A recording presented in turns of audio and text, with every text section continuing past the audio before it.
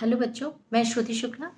यहाँ हम सभी जितने भी लॉ से सब्जेक्ट से संबंधित जितने भी एग्ज़ाम हैं, चाहे वो नेट में हो, सेट में हो या एडीपीओ हो या सिविल जज हो, तो उन सारे सब्जेक्ट की हम तैयारी करेंगे। क्योंकि मेरा कोई माइंडसेट नहीं है कि मुझे एकेडमिक रूप से यूट्यूब चैनल बनाना है, इसलिए मैं सामान्य तौर पर जैसे कि घर के ही कपड़े पहन के अपने बच्चों के साथ जैसे बच्चों को पढ़ाती हूँ रहती हूँ, बिल्कुल उसी तरीके से मैं वीडियो बना रही हूँ। मेरा मात्र एक ही उद्देश्य है कि ये जो वीडियो है, अगर इसके माध्यम से इस चैनल में आपको सटीक जानकारी मिलेगी। जो भी बच्चे पढ़ना चाहते हैं तो आप बिल्कुल इसे फॉलो करें, तो आपको बिल्कुल सटीक जानकारी, जितनी मुझे जानकारी है उतनी बिल्कुल आपको सही मिलेगी। मैं हमेशा डायरेक्ट से पढ़ती हूँ और इसलिए मैंने कोई ज़्यादा दिखावा नहीं किया और कोई एकेडमिक रूप से कुछ ऐसा बोर्ड या कुछ इस टाइप का कुछ ना बताते हुए मैं आपको सही और सीधे रूप में जानकारी देना चाहूँ। तो आपको जब भी लॉ पढ़ना है तो आपको डायरेक्ट हमेशा साथ में रखना चाहिए। आज हम पढ़ेंगे सूचना का अधिकार अधिनियम 2005। और जब हम किसी भी एक्ट को पढ़ते हैं तो सारे बच्चों को ये ध्यान रहना चाहिए कि हमको सर्वप्रथम तो उस एक्ट का नाम जरूर याद रहना चाहिए और दूसरी बात होती है कि उसका जो अधिनियम क्रमांक है। बहुत छोटी छोटी बेसिक बातें होती है पर इस चीज़ को हमको ध्यान रखना चाहिए। अधिनियम क्रमांक जो है वो 22 का है। और एक और छोटी बातें, जैसे कि कई बार क्या होता है कि एक सन में, जब मान लो 2005 में कोई एक्ट बना है, ये इसमें नहीं है पर बता रही हूँ, और उसको इन्फोर्समेंट दूसरे किसी सन में होता है। तो ये जो बेसिक जो है, शुरुआत जो है, जब भी कोई भी बच्चा कोई भी एक्ट पढ़े, सिर्फ सूचना के अधिकार 2005 की बात नहीं कह रही हूँ, कोई भी एक्ट पढ़िए तो आपको सर्वप्रथम, अगर आप नए हैं तो आपको सर्वप्रथम आपके एक्ट का पूरा नाम सन सहित याद होना चाहिए, अधिनियम क्रमांक, और जो एक बेसिक बातों में होता है, आपको उस एक्ट में कितने सेक्शंस हैं, धाराएं, ये आपको पता होनी चाहिए, और साथ ही साथ कितने चैप्टर्स हैं। तो मैं आपको बता दूं कि इस सेक्शन में टोटल 31 यानी कि 31 धाराएं हैं और अध्याय 6 है। और साथ ही साथ आजकल जो भी एग्ज़ाम है उसमें कुछ चैप्टर्स के नाम भी पूछे जाते हैं, तो आपको ये भी ध्यान रखना है कि जैसे चैप्टर 1 है, प्रारंभिक है, उसमें 2 सेक्शन है, संक्षिप्त, नाम विस्तार और परिभाषा। उसी प्रकार अध्याय 2 सूचना का अधिकार और लोक प्राधिकारियों की बाध्यता से संबंधित है, जिसमें कि सेक्शन 3 से लेकर 11 तक है। और अध्याय 3 केंद्रीय सूचना आयोग, सेक्शन 12 से लेकर 14 तक है। अब आप ये सोच रहे होंगे कि मैडम ये क्या बता रही हैं, तो देखिए ये बहुत बेसिक और छोटी छोटी बातें जिसको हम इग्नोर कर देते हैं और जो कि परीक्षा के हॉल में हमारे लिए बहुत मुसीबत बन जाती है। इसलिए ये जो छोटी बातें, हमेशा ऐसा होता है कि हम बड़ी बड़ी और इम्पोर्टेंट चीज़ों को तो याद कर लेते हैं, पढ़ लेते हैं, लेकिन इन बेसिक जानकारियों को नज़रअंदाज कर देते हैं। और मैं नहीं चाहती कि किसी भी बच्चे का इस कारण कि इतनी छोटी सी जानकारी उसे नहीं है या उसने नज़रअंदाज कर दिया, उसे ध्यान नहीं रहा, तो मैं उस बच्चे के ध्यान को आकर्षित करने के लिए ये बता रही हूँ। अध्याय 4 जो है वो राज्य सूचना आयोग, 15 से 17 तक का सेक्शन है। अध्याय 5 सूचना आयोग की शक्तियाँ, कृत्य, अपील और शास्तियाँ हैं, जो कि सेक्शन 18 से 20 तक है।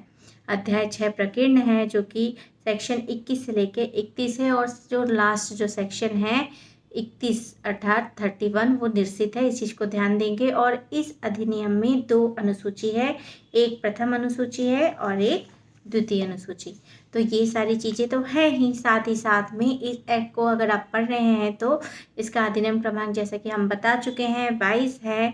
लोकसभा में इसे पारित करने की डेट, ये भी हमेशा कई परीक्षा में पूछा गया है, तो मैं पॉइंट टू पॉइंट जिस सेक्शन की तो हम बात करेंगे, और जो प्रश्न पूछे गए हैं उसके आधार पे भी हम बातें करेंगे और आपको जानकारी दी जाएगी। जो लोकसभा में 11 मई 2005 को यह एक्ट हुआ, राज्यसभा में पारित किया गया 12 मई 2005 में, और जबकि राष्ट्रपति की अनुमति इसे मिली है 15 जून 2005 में। अब बेसिक बात 2 है, इस एक्ट में कुछ ऐसे सेक्शंस थे जो कि तुरंत ही लागू कर दिए गए और कुछ ऐसे सेक्शन थे जो कि बाद में लागू किए गए। तो हमें ये ध्यान देना होगा कि ऐसे कौन कौन सी सेक्शन हैं, कौन कौन सी धाराएं हैं जो तुरंत लागू किए गए हैं।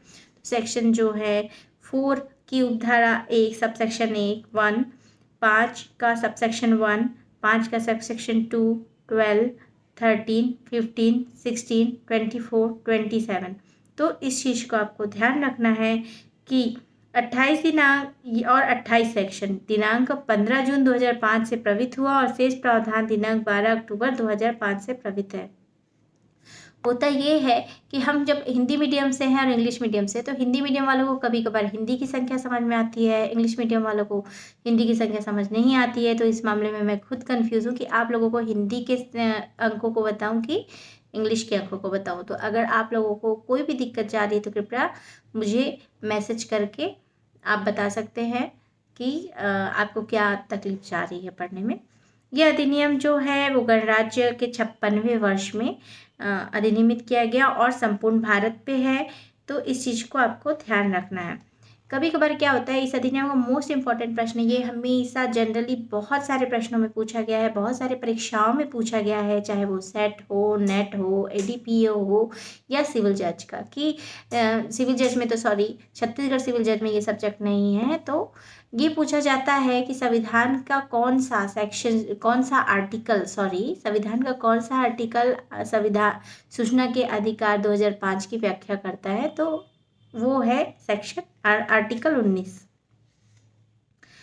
जो अभी इस अधिनियम का जो नवीनतम संशोधन जो है वो अभी का वर्तमान में सूचना का अधिकार संशोधन अधिनियम 2019 है और उसका अधिनियम क्रमांक 24 है। इस चीज़ का भी विशेष ध्यान रखेंगे। साथ ही साथ सूचना अधिकार जो अधिनियम 2019 है उसमें 3 सेक्शंस में संशोधन किए गए। वो 3 सेक्शन कौन से हैं, तो आप बिल्कुल ध्यान रखें कि वो है सेक्शन 13, 16 और 27। तो 13, 16 और 27 इस चीज़ का ध्यान रखेंगे। तो चलिए, इसका उद्देश्य क्या है। कोई भी सेक्शन जो हम पढ़ते हैं, कोई भी अधिनियम हम पढ़ते हैं, कुछ भी पढ़ते हैं, हम उसका सार निकालते हैं, उसका उद्देश्य निकालते हैं। तो जो सूचना का अधिकार अधिनियम जो 2005 है उसका उद्देश्य क्या है, ये जो है आपको पूछे ना पूछे, लेकिन हर अधिनियम में आप जब पढ़ते हैं, देखिए एलआरसी और उधर साइड के बहुत सारे एक्ट में जाएंगे तो वहाँ पे उद्देश्य भी पूछा जाता है। तो हमको उद्देश्य पूछा जाता है एग्जाम में, करके नहीं याद रखना है, क्योंकि हम किसी भी एक्ट को पढ़ते हैं, आप उद्देश्य पढ़ेंगे उसका पूरा सार समझ में आ जाएगा। तो आपको उद्देश्य को ध्यान रखना है। और सूचना का अधिकार अधिनियम का उद्देश्य प्रत्येक लोक प्राधिकारी के कार्यालय कार्यकरण में पारदर्शिता है, उत्तरदायित्व के सर्वोत्तर के लिए है। मतलब कि कोई भी लोक अधिकारी अपने कार्य को उचित रूप से कर रहा है कि नहीं, भ्रष्टाचार, रिश्वत या कुछ इस टाइप का तो नहीं कर रहा है। और साथ ही साथ लोक प्राधिकारी के नियंत्रणाधीन सूचना तक पहुंच सुनिश्चित करने के लिए नागरिकों के सूचना के अधिकार की व्यवहारिक शासन पद्धति स्थापित करने के लिए केंद्रीय सूचना आयोग और राज्य सूचना आयोग का गठन करने और उनसे संबंधित आनुषंगिक विषयों का उपबंध करने के लिए अधिनियम बनाया गया है। मतलब कि जो लोक प्राधिकारी है उसके कार्यकरण की, भाई सरकार तो हमारे को सारे के सारे कार्य कर रही है, तो बिल्कुल पारदर्शिता की, देखिए हम बिल्कुल उचित और सही कार्य कर रहे हैं और जो भी आप जानकारी हमसे मांगे हम आपको दे सकते हैं, प्रदान कर सकते हैं। कुछ नियमों और उपबंधों को बताया गया है कि अगर आप उसके क्राइटेरिया में नहीं आते तो आपको सारी जानकारी प्रदान कर दी जाएगी। और इस सारी चीज़ों के लिए केंद्रीय सूचना आयोग और राज्य सूचना आयोग का गठन किया गया है, जो कि हम आगे सेक्शंस में पढ़ेंगे। 12 सेक्शन में हम केंद्रीय सूचना आयोग और 15 में राज्य सूचना आयोग के विषय में पढ़ेंगे।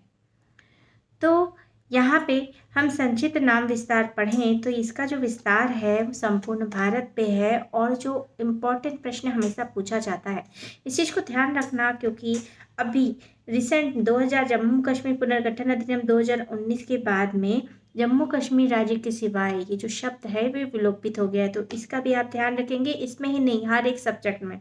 और ये विलोपित कब हुआ है, ये इस चीज़ का, इस डेट का भी आपको विशेष ध्यान रखना पड़ेगा कि 9/8/2019 को ये शब्द विलोपित किए गए हैं। अब आपको ये ध्यान रखना है, जो कि मैंने पहले बता दिया, कि धारा 4 की उपधारा 1, 5 की उपधारा 1 और 2, सेक्शन 12, 13, 15, 16, 24 और 27 और 28 के जो उपबंध है वो तुरंत ही प्रभावी होंगे। अब भाई ये तो तुरंत प्रभावी हो गए, तो जो अन्य जो उपबंध है वो कब प्रभावी हुए, तो उसके लिए एक डिजिट दिया गया है, वो है 120वें दिन। 120वें दिन 120वें दिन अर्थात 12 अक्टूबर 2005 से प्रवित है, तो इस चीज़ का विशेष ध्यान रखेंगे। जब हम धारा 2 में जाते हैं तो परिभाषाएं, अब क्या होता है कि जब हम और एक्ट को सारे को कंपेयर करते हुए पढ़ते हैं तो इस चीज़ का ध्यान रखना कि जो धारा 2 में होती है परिभाषा, कहीं धारा 3 में होती है परिभाषा। तो आप सभी बच्चों को ये ध्यान रखना है धारा 2 में परिभाषा दी गई है कि धारा 3 में परिभाषा दी गई है। तो यहाँ पे हम परिभाषा खंड पढ़ते हैं और परिभाषा खंड का जो पहला परिभाषा मोस्ट इम्पॉर्टेंट है वो है समुचित सरकार। अब समुचित सरकार से किसी ऐसे लोक प्राधिकरण के संबंध में जो कि केंद्रीय सरकार या संघ राज्य क्षेत्र के द्वारा स्थापित, गठित, उसके स्वामित्वाधीन, नियंत्रणाधीन या उसके द्वारा प्रत्यक्ष रूप से अप्रत्यक्ष रूप से उपलब्ध कराई गई निधियों द्वारा पूर्णतः वित्त पोषित है, केंद्रीय सरकार है। यहाँ पे क्या बोल रहा है, केंद्रीय सरकार या संघ राज्य क्षेत्र द्वारा स्थापित और गठित, तो इसको अंडरलाइन कर देंगे।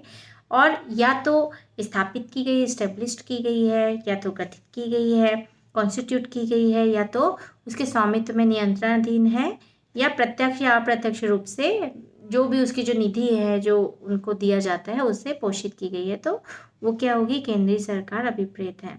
राज्य सरकार में सेम वही है कि अगर राज्य सरकार के नियंत्रणाधीन है, पोषित की गई है, गठित की गई है, तो वो राज्य सरकार का यानी राज्य सरकार की सरकार में है। तो इस चीज़ को ध्यान देंगे, जो जब समुचित सरकार क्या होती है कि राज्य सरकार और केंद्र सरकार दोनों सरकार जब मिलके कोई कार्य मिलके हम देखें तो वो समुचित सरकार कहलाती है। नेक्स्ट है तो खामे केंद्रीय सूचना आयोग।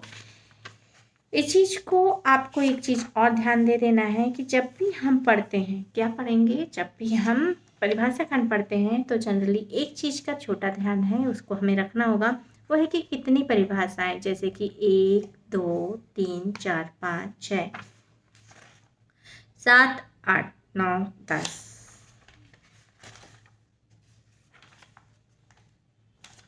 तो यहाँ अगर आप देखते हैं तो आखिरी 10 11 12 13 14 परिभाषाएं, 14 परिभाषाएं हैं, जिसमें पहली परिभाषा जो है वो समुचित सरकार और आखिरी परिभाषा जो है वो पर व्यक्ति की है। इस चीज़ का ध्यान रखना है। हिंदी मीडियम वालों विशेष ध्यान दें कि आपको ये जो क ख ग घ वाला जो फॉर्म है वो भी याद रखना चाहिए, इंग्लिश का भी याद रखना चाहिए। केंद्रीय सूचना आयोग से धारा 12 की उपधारा 1 के अधीन गठित केंद्रीय सूचना आयोग है, तो 12 जो धारा है उसको केंद्रीय सूचना आयोग से संबंधित है। ग में केंद्रीय लोक सूचना अधिकारी के विषय में किया गया है और केंद्रीय लोक सूचना अधिकारी को धारा 5 की उपधारा 2 से रिलेट किया गया है, इस चीज़ को ध्यान रखें। घ में यानी कि डी में मुख्य सूचना आयुक्त और सूचना आयुक्त है, 12(3) के अधीन मुख्य सूचना आयुक्त और सूचना आयुक्त है, तो मुख्य सूचना आयुक्त का सेक्शन जो है वो 12(3) में है। सक्षम प्राधिकारी से अभिप्रेत है लोकसभा की, राज्य विधानसभा की या किसी ऐसे संघ राज्य क्षेत्र की ऐसी सभा दशा में अध्यक्ष, राज्यसभा या किसी राज्य की विधान परिषद की दशा में सभापति। अब देखिए, जो नए बच्चे हैं, जो पुराने हैं, जो जानते हैं वो तो ठीक है, पर यह चैनल क्योंकि सारे बच्चों के लिए है, और अगर पुराने बच्चे भी अगर इस चीज़ को इग्नोर कर देते हैं तो बिल्कुल ध्यान रखें। क्या बोल रहा है, लोकसभा या किसी राज्य विधानसभा की, तो आपको लोकसभा पहला पॉइंट डाल के अंडरलाइन करना चाहिए। दूसरा, राज्य की विधानसभा इधर भी अंडरलाइन करके उसको दूसरा पॉइंट बनाइए। किसी ऐसे संघ राज्य क्षेत्र की जिसमें ऐसी सभा है कि दशा में अध्यक्ष और राज्यसभा या किसी राज्य विधान परिषद की दशा में सभापति। तो ये आपको 4 पॉइंट दिए गए हैं, इन 4 पॉइंट को आपको अंडरलाइन कर लेना चाहिए। उच्चतम न्यायालय की दशा में भारत का मुख्य न्यायमूर्ति, किसी उच्च न्यायालय की दशा में उच्च न्यायालय का मुख्य न्यायमूर्ति और संविधान द्वारा या अधीन स्थापित गठित अन्य प्राधिकरण की दशा में यथास्थिति राष्ट्रपति या राज्यपाल। संविधान के अनुच्छेद 239 के अधीन नियुक्त प्रशासक भी है। सूचना, नेक्स्ट जो है च में सूचना से संबंधित बताया गया है। सूचना अर्थात इंफॉर्मेशन, तो सूचना से किसी भी इलेक्ट्रॉनिक रूप में धारित अभिलेख, दस्तावेज, ज्ञापन, ईमेल, मत, सलाह, प्रेस विज्ञप्ति, परिपत्र, आदेश, लॉगबुक, संविदा, रिपोर्ट, कागज पत्र, नमूने, मॉडल, आंकड़ों, संबंधित सामग्री।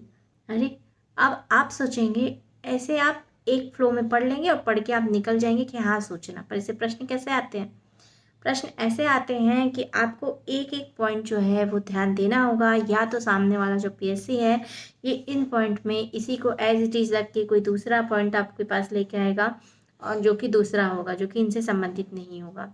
आपको उसको पहचानना होगा, या तो जस्ट अपोजिट कर देगा, सारे के सारे दूसरे पॉइंट रहेंगे जिसमें आपको इसको पहचानना होगा। तो ऐसा करता है। तो आप बिल्कुल, हम क्या करते हैं जब शुरुआत में पढ़ते हैं तो हम पढ़ते हुए निकल जाते हैं, तो इस चीज़ का ध्यान रखना है।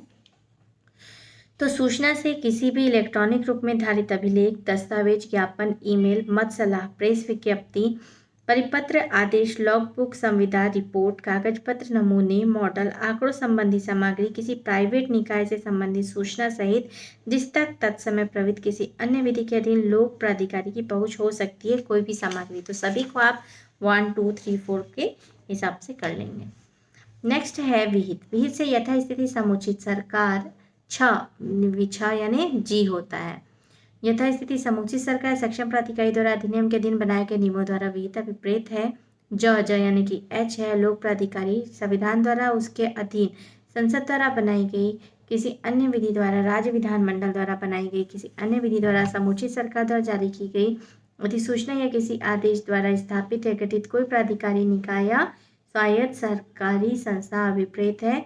इसके अंतर्गत ऐसा कोई निकाय जो केंद्रीय सरकार के स्वामित्व नियंत्रण अधीन उसके द्वारा प्रत्यक्ष या अप्रत्यक्ष रूप से उपलब्ध कराई गई नीति द्वारा वित्त पोषित है। कोई ऐसा गैर सरकारी संगठन जो समुचित सरकार द्वारा प्रत्यक्ष या अप्रत्यक्ष रूप से उपलब्ध कराई गई नीतियों द्वारा वित्त पोषित है।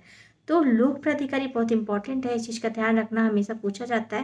तो लोक प्राधिकारी मतलब संविधान द्वारा या उसके अधीन या संसद द्वारा या अन्य विधि द्वारा या राज्य के विधानमंडल या अन्य विधि के द्वारा समुचित जो सरकार है वो आदेश द्वारा जिस भी अधिकारी को नियुक्त करते हैं वो लोक प्राधिकारी माना जाता है। इस चीज़ का आपको ध्यान रखना है।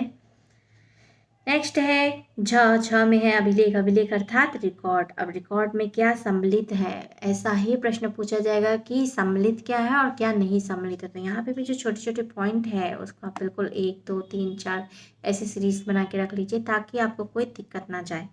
तो कोई भी ऐसा दस्तावेज, पांडुलिपि और फाइल, या और क्या होता है किसी भी दस्तावेज का माइक्रोफिल्म, माइक्रोफिशे, प्रतिकृति प्रति, ऐसे माइक्रोफिल्म में सन्निविष्ट प्रतिबिंब या प्रतिबिंबों का पुनरुत्पादन चाहे वर्धित रूप में हो या ना, या किसी कंप्यूटर द्वारा किसी अन्य युक्ति द्वारा उत्पादित कोई अन्य सामग्री। नेक्स्ट है सूचना का अधिकार। सूचना का अधिकार मतलब कि राइट टू इंफॉर्मेशन, जो कि इया अर्थात आई के बाद क्या आता है, जे आता है। तो जे में है सूचना का अधिकार से इस अधिनियम के अधीन पहुंच योग्य सूचना का जो किसी लोक प्राधिकारी द्वारा उसके नियंत्रण में धारित है अधिकार अभिप्रेत है।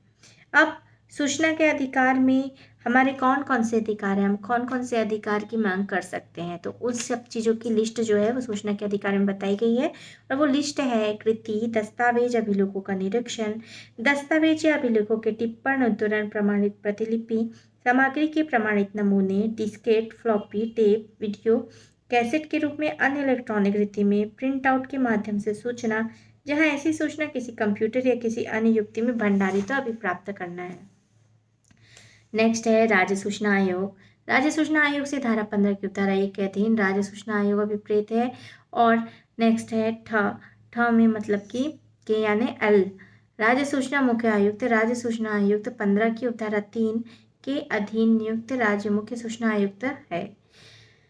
नेक्स्ट ड में अम है राज्य लोक सूचना अधिकारी। राज्य लोक सूचना अधिकारी से पदाभित राज्य लोक सूचना अधिकारी से अभिप्रेत है धारा 5 की उपधारा 2 के अधीन का अधिकारी। पर व्यक्ति बहुत इंपॉर्टेंट है और हमेशा इस पर व्यक्ति को ध्यान रखिए क्योंकि ये जो है आपको आगे परेशान कर सकता है। तो पर व्यक्ति के अंतर्गत क्या आता है, पर व्यक्ति से सूचना के लिए अनुरोध करने वाले नागरिक से भिन्न कोई व्यक्ति अभिप्रेत है। इसके अंतर्गत कोई लोक प्राधिकारी भी है। पहली बात तो इस सेक्शन में आप ध्यान रखेंगे कि पर व्यक्ति में नागरिक से भिन्न कोई व्यक्ति सूचना के लिए अनुरोध करने वाला नागरिक से भिन्न कोई व्यक्ति है। और इसके अंतर्गत लोक प्राधिकारी को भी पर व्यक्ति के मामले में कहा गया है। और आप बोलेंगे भाई पर व्यक्ति, तो अपना व्यक्ति कौन होगा, तो यहाँ पे देखिए जो सूचना का जो अधिकार अधिनियम 2005 है वो नागरिकों के लिए है विशेष। तो नागरिकों को विशेष संरक्षण और विशेषाधिकार प्राप्त है, तो नागरिक शब्द का प्रयोग किया गया है। तो आपको ये ध्यान रखना है, वो सूचना जो अधिकार 2005 है वो नागरिक शब्द का प्रयोग करता है, और यहाँ पे पर व्यक्ति में नागरिकों से भिन्न, और उसमें एक पिन पॉइंट और है, वो है लोक सेवक। तो लोक प्राधिकारी को भी पर व्यक्ति के रूप में बताया गया है। तो अभी इस सेक्शन में हम जो है अध्याय 1 का, जो अध्याय 1 में 2 सेक्शंस थे और जितने भी बेसिक इन्फॉर्मेशन थे वो कवर किए हैं। अब मैं नेक्स्ट वीडियो में आपको अध्याय 2 बताऊंगी। सीक्वेंस से कोशिश करें कि आप जो है, मैं कोशिश करूंगी कि सारे जो एक्ट हैं वो आप तक पहुंचा पाऊँ, और जो अभी के जो 3 एक्ट जो कि संशोधित हुए हैं उसे भी, जो आईपीसी, सीआरपीसी, आईपीसी वगैरह जो है, एविडेंस एक्ट, तो वो सारे को भी हम कंप्लीट करा पाएँ। यहाँ पे आप देख लें, अगर आपको ठीक ठाक लगे तो आप सब्सक्राइब करें ताकि हर एक नोटिफिकेशन आप तक पहुँचे। मैं कोई थंबनेल बनाने या कोई बहुत बेहतरीन तरीके से पढ़ाने की कोशिश नहीं करूँगी, मुझे जितना आता है जैसा आता है, लेकिन हाँ, ये बात तो है कि मैं आपको जो भी जानकारी दूंगी वो सटीक जानकारी दूंगी, और जो प्रश्न पहले पूछे गए हैं उसके विषय में आपको बताते रहूँगी। तो आज के लिए इतना ही, फिर हम नेक्स्ट वीडियो में अध्याय 2 जो कि सूचना का अधिकार, लोक प्राधिकारों की बाध्यता से संबंधित है, उसको पढ़ेंगे।